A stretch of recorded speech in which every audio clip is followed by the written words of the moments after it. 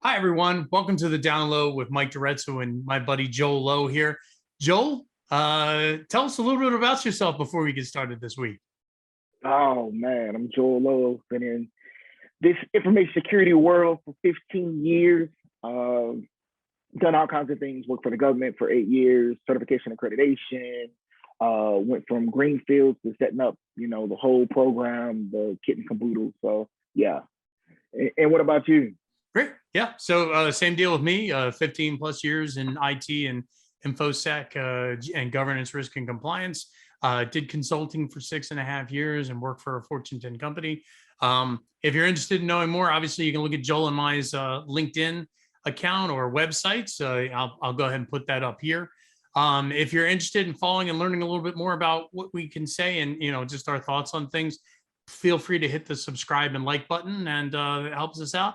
I'll post this to LinkedIn as well. And if you're interested, Joe Lowe and I put out some interesting things on LinkedIn as well. And, we're just interested in helping people out. That's what we like doing. This isn't here to feed our egos. It's really just kind of like, there's a gap here. We should, probably say something. And so we're giving this a shot. So Right. Joel, Tuesday, AWS went down, Yeah. which is the topic of this episode. What's your thoughts on that? Let's start with initial thoughts. I was like, wow. I think my initial thoughts were like, yo, what happened? I'm always in the investigative mode. Like, what was the cause? What are they doing to fix it? Was it something simple? Somebody pushed the wrong button in the data center and shut everything off? Was it a package or something they put together of an update and it broke something and they didn't know it, or what? So I don't know if it was a self-influence wound, which it probably was, versus was it something on the outside nefarious, which I doubt it.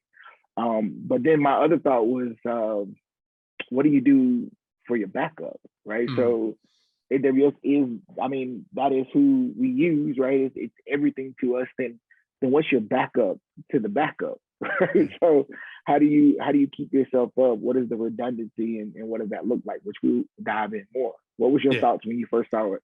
Supply chain risk management. you and I were thinking the same thing, like and I've worked for companies that were Azure shops, right? And this happened to AWS. Just everybody can say, well, it won't happen here, and you're like, nah. Every time I've heard either myself say it or someone else say, well, that'll never happen here, it usually happens. And even if you say, well, it'll never happen again, it'll happen again. It'll happen again, right? Yeah, within 5 days, it'll probably happen again. So, we third-party risk management is something I manage at my current job. But supply chain risk management takes it up a level, right? So to your point, you're an AWS shop, you're using Route 53 to manage your DNS so that websites, that you're hosting out of AWS can connect from the web into your site. If that goes down, if everything goes down, what then? You're quickly struggling to catch up and redirect if you've already helped out a plan. So, you talked a little bit about business impact analysis and doing business impact assessment. What's that like? What's your experience in doing that? Right. So I think for the layman, and we always want to break it down before we jump in, and sometimes we can get a little high, so high level or whatnot, or we dive in real deep. So let me bring it back real quick. So AWS is a cloud service, right? So I know a lot of people don't understand the cloud itself. You look up and you're like, okay, my stuff's in the cloud, right? You'll get a notice to say, hey, your cloud is getting full. You need to add more space to it and whatnot. So some people think that we went away from data centers, right? When actually what happens is AWS, Google, whoever, Azure, they all have their own data centers distributed throughout, right? And you're renting space from them in the cloud, right? It's no longer you have your own data center. It's a managed data center through the cloud. And that's one thing we have to make sure that everybody understands is what a cloud is, right? You can't go outside and grab it. It's actually several physical locations where you get information, where your information goes. And the whole thing about a cloud is it makes it so that there is that redundancy. So if your data center that they have your stuff in one geographical location goes down, another one already has it and you should still be up. So that is the premise behind the cloud and why so many people have moved to it. But now what we go back to is we have the whole East Coast goes down, right? So AWS is having some kind of issue, right? So now you have to go through the thought process of what do we do and what are we losing? Right? While you're on fire, right? While everything's on fire. And the goal is hopefully, I pray, that you've done this before the world is on fire. Yeah. Right. But you'll find, 8 out of 10 that did not. Right. All you know is something has stopped happening. Right. And we're no longer making revenue, which is the worst thing ever. Right. Yeah. When you don't know why, right. And you're not making money. Right. Those two things right there are a nightmare to any leadership, right, at any level, right? And you're getting phone calls, right, asking you what's going on. And you're now trying to reach out to your third party, your cloud provider, to figure out what they're doing. And God forbid, hope that they're not on cloud phones, right? Or VoIP phones. Voice over IP. Yeah. Voice over IP phones where now they can't even get calls because they're down, right? So it all ties together. And hopefully you have some metrics of understanding, okay, here's our failover plan. This is what we're going to have to do to be able to get up and running, or how long before we reach a point where we really got to think of something else, right? Where we'd have to spin up our own stuff right now because we're losing this much money. And the pipeline was a great example of that, right? The ransomware came in, they were calculating how much money they were losing, and it didn't make sense to keep fighting this. Just pay the ransom, right? We were losing way too much money. So there's a number. Every company has it, right? Where they'll eventually say, "Uncle, we're going to do this," right? And if that's meaning we're running to, the peak 10 data center down the street, and we're throwing servers in a cage and pulling everything back up, which would be a nightmare, we're going to do it, right? Yeah.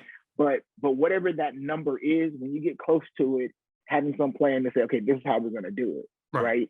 So that's kind of my thought with it, is making sure you have a plan and that you're ready to execute that plan.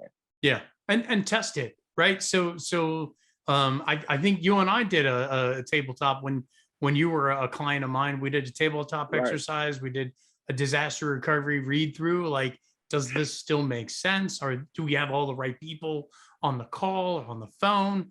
Do we have a way of getting in touch with these people, right? Well, we'll just call them. Well, our voice over IP just went down. So grab your cell phone. I think you had a good point too, was, hey, make sure that plan is printed out, right? Like, well, we get hit with something, we lose power. Well, all of our stuff was in our computers. That's happened to me.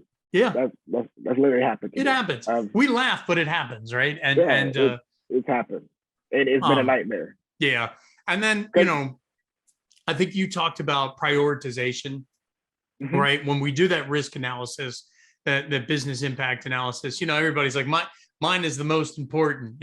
Like, really?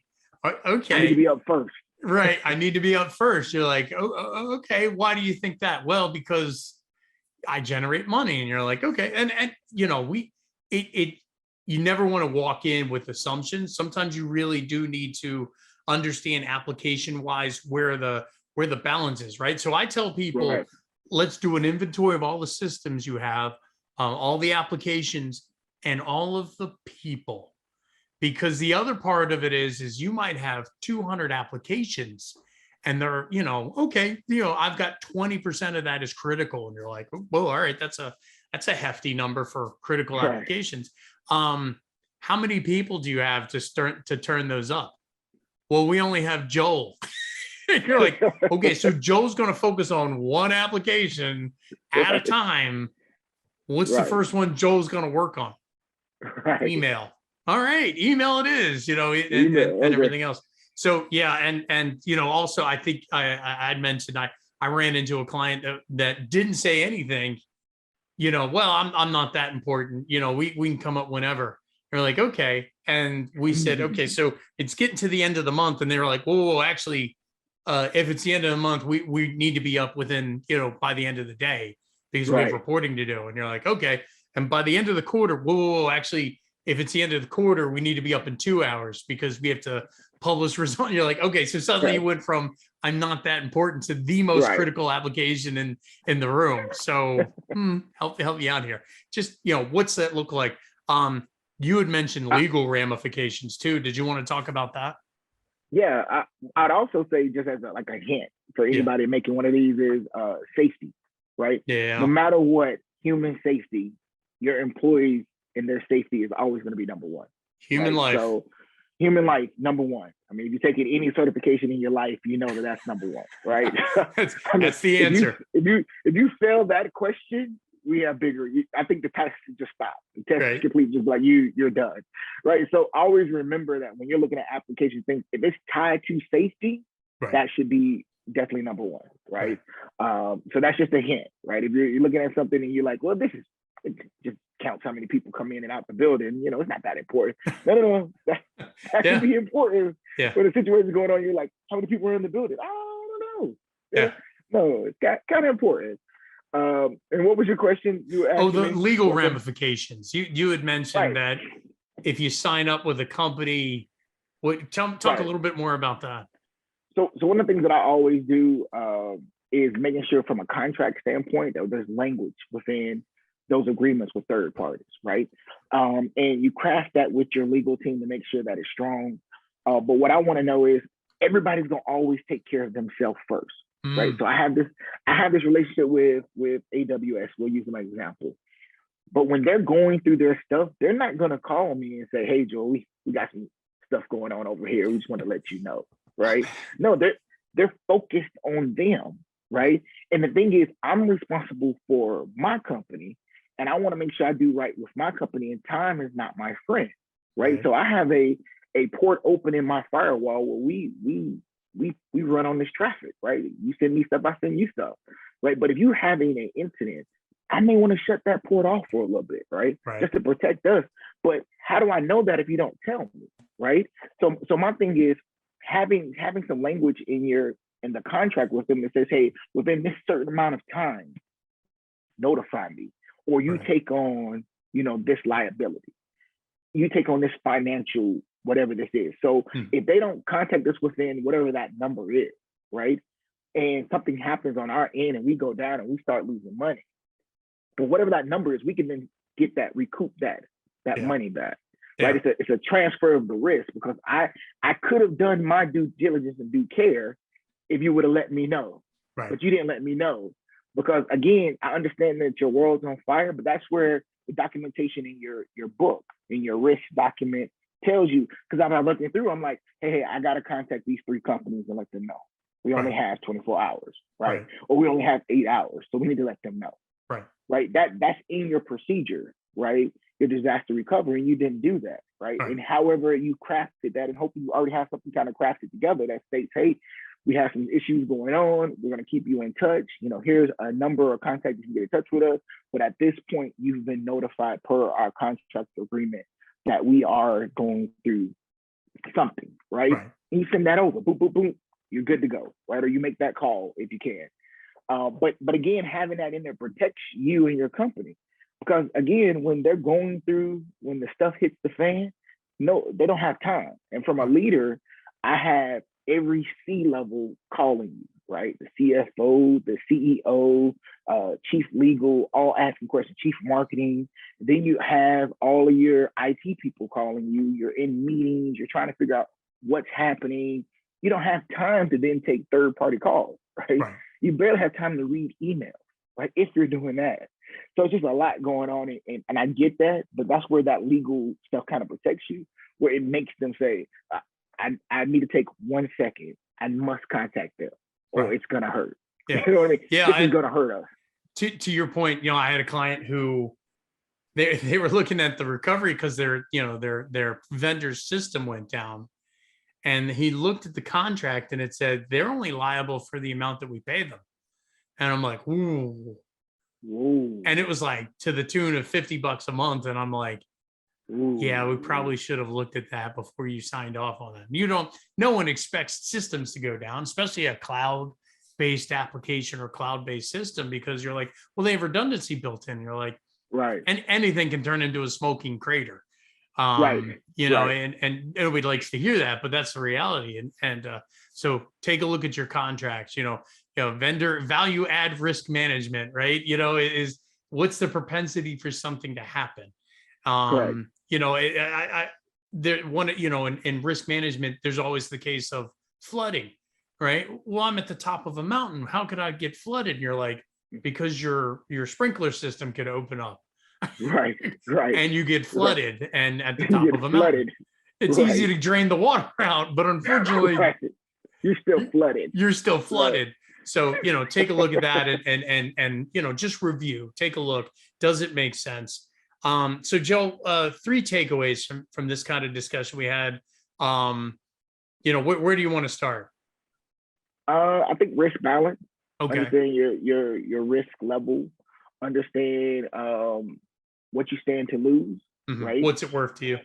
What is it worth to you? Right. And then figure out, like I was saying before when we had our conversation in the green room, was kind of like, do you need to have dual cloud?